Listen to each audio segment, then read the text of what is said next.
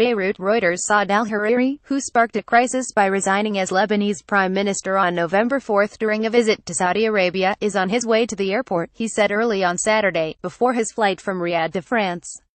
A poster depicting Saad alHariri is seen in Beirut, Lebanon November 17, 2017. REUTERSJamal SaidiHariri's abrupt resignation while he was in Saudi Arabia and his continued stay there caused fears over Lebanon's stability. His visit to France with his family to meet President Emmanuel Macron is seen as part of a possible way out of the crisis. "I am on the way to the airport," he said in a tweet. However, Okabesaqr, a member of parliament for Hariri's Future movement, said that after Hariri's visit to France, he would have a small Arab tour before traveling to Beirut. Macron, speaking in Sweden, said Hariri intends to return to his country in the coming days, weeks.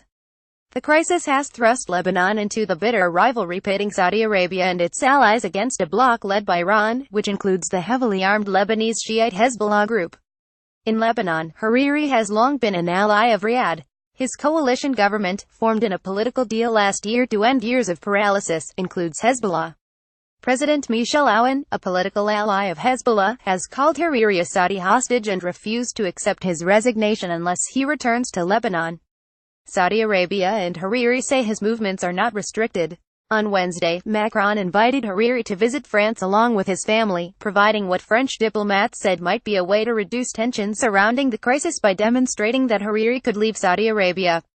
Lebanese politicians from across the political spectrum have called for Hariri to return to the country, saying it is necessary to resolve the crisis. File photo: Saudi Arabia's King Salman bin Abdulaziz Al Saud meets with former Lebanese Prime Minister Saad alHariri in Riyadh, Saudi Arabia November 6, 2017.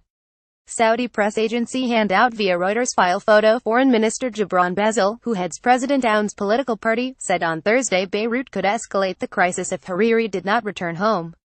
"We have adopted self-restraint so far to arrive at this result so that we don't head towards diplomatic escalation and the other measures available to us," he said during a European tour aimed at building pressure for a solution to the crisis. Regional crisis: Saudi Arabia regards Hezbollah as a conduit for Iranian interference across the Middle East, particularly in Syria, Yemen and Bahrain. It says it has no problem with Hezbollah remaining a purely political party, but has demanded it surrender its arms, which the group says are needed to defend Lebanon. A poster depicting Saad alHariri is seen in Beirut, Lebanon November 17, 2017. REUTERSJamal SaidiHariri. Although Riyadh has said it accepted Hariri's decision to join a coalition with Hezbollah last year, after Hariri announced his resignation, Saudi Arabia accused Lebanon of declaring war on it because of Hezbollah's regional role. Lebanon, where Sunni, Shiite, Christian and Druze groups fought a 19,751,990 civil war, maintains a governing system intended to balance sectarian groups. The Prime Minister is traditionally from the Sunni community, of which Hariri is the most influential leader.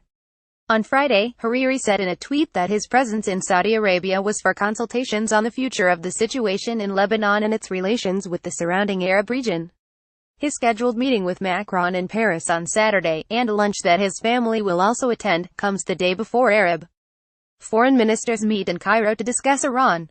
Maha Yahya, director of the Carnegie Middle East Center in Beirut, says it appears Saudi Arabia hopes the ministers will adopt a strongly worded statement against Iran. But she said not all the countries share Riyadh's view that one way to confront Iran is to apply pressure on Lebanon. "There is quite a widespread understanding that there is only so much Lebanon can do and it doesn't serve anybody to turn Lebanon into your next arena for a fight between Iran and Saudi Arabia," said. Reporting by Layla Bassam and Elisa Barrington, writing by Angus McDowell, editing by Larry King. Standards: The Thomson Reuters Trust Principles.